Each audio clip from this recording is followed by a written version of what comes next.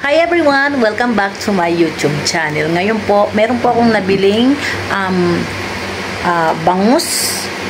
Nakalagay dito, bangus or sa English is milkfish, Portuguese style. Meron po siyang 220 grams. Nabili ko po ito sa Osage sa halagang 145 peso. Ito po. Spicy siya. Ngayon, may kanin ako. Tapos may sili kahit nakalagay na ditong spicy. Ang bango niya. Ayan. Pakita ko sa inyo. Oh. So ang may parang oil lang laman nito. Tapos ayan. Merong buo-buong bangus. Tapos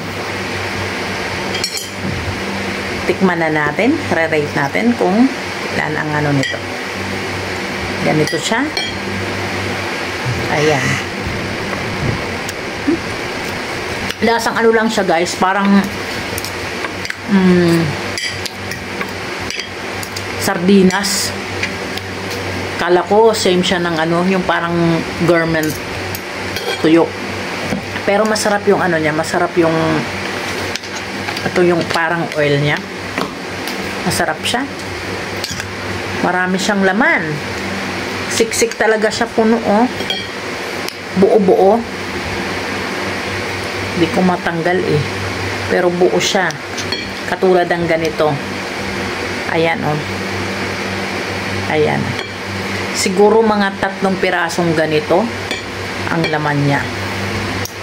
Ngayon, isa muna yung itatry natin. Paresa natin ng rice.